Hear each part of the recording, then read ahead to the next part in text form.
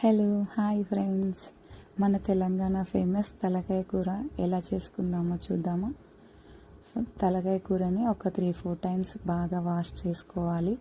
ఆ తర్వాత ఒక కుక్కర్ పెట్టుకొని ఆయిల్ వేసుకొని ఒక 2 పెద్ద సైజు ఆనియన్స్, 2 పచ్చిమిర్చి, అల్లం వెల్లుల్లి పేస్ట్, పసుపు వేసుకొని బాగా గోల్డెన్ కలర్ వచ్చే వరకు చూసుకోవాలి. తర్వాత మనం కడిగి పెట్టుకున్న తలకాయ కూరను వేసి సాల్ట్ వేసి ఒక 5 మినిట్స్ వదిలేయాలి. ఆ తర్వాత కారం వేసి మళ్ళీ కలుపుకొని గోరువెచ్చని వాటర్ పోసి కుక్కర్ మూత పెట్టేసి ఒక 5 విజిల్స్ వచ్చే వరకు ఉంచుకోవాలి.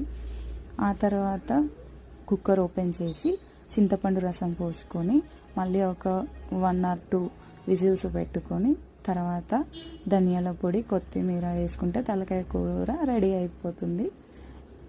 ఎలా ఉందో మీరు కూడా ఒకసారి ట్రై చేసి చెప్పండి.